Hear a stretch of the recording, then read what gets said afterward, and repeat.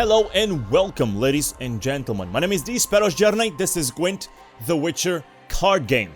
The question I'm gonna make on this video and try to answer briefly is, what is, after all, Gwent?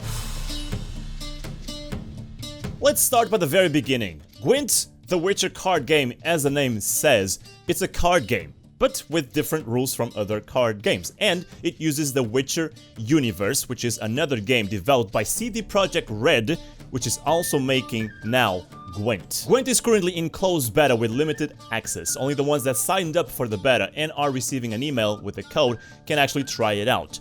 It also is only released for PC and Xbox. It will be, however, free to play in 2017 when the open beta comes out and eventually when the full game comes out. Gwent is currently multiplayer only and without any matchmaking system or any ranking system, but I can see that coming really soon. Not only that, but in the future they will also have, already announced, a single player main campaign.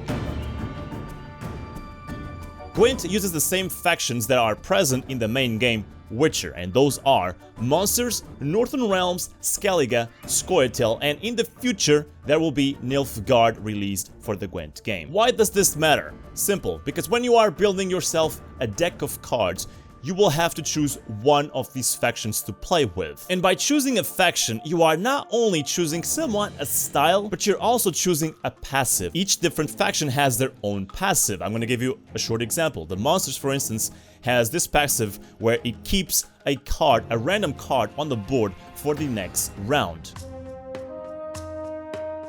Each different faction has obviously different cards, but most importantly, it has different leaders. The leaders allow you to cast a specific move during the round, and you have 3 different leaders for each faction so far. As a card game, obviously Gwent needs to have cards. Duh. And those are divided in 3 different ways, and let me try and explain. It gets a little bit confusing sometimes. You have the rarity of the card.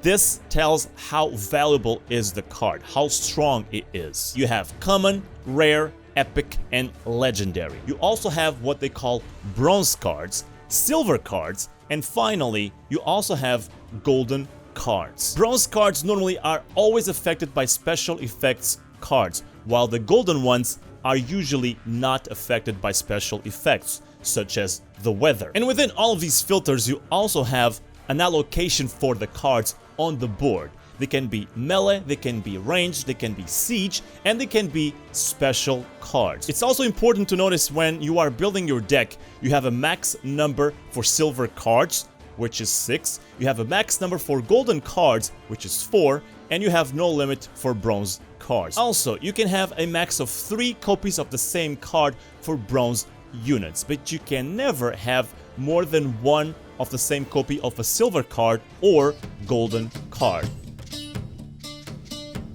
Each player at the beginning of the match gets 10 cards. You are also allowed to redraw 3 cards at your own choosing, cards that you think you are not going to really use on that match. On the second round, you are given 2 more cards, and on the third round, if that ever exists, you are going to get 1 more card. On the bottom right, you can see both your graveyard, which displays the cards that have been played on the game and end up being discarded, and also the number of cards you have in your deck. You have 3 different lanes for each one of the players. You have the melee lane, you have the ranged lane, and you have the siege lane. These are the fields in which each card can play on. As we've explained before, you have cards that can only be played on the melee lane, and this is where that system gets into practice. On the left of the board are the numbers, which sums up which player is currently winning. On the top left, you have 22, which is the number of points my opponent currently has, and if he has higher number than me, he will eventually win the round if we both pass at the same time. On the bottom left, you also have my sum up, which is currently 26.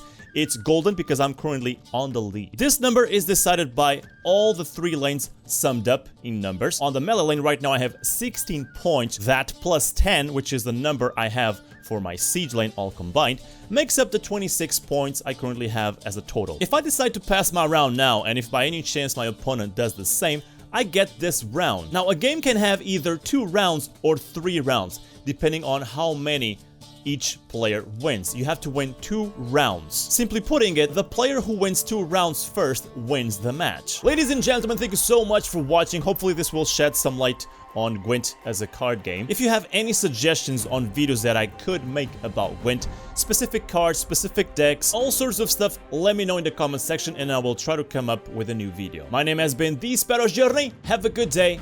Bye bye. I hate portals.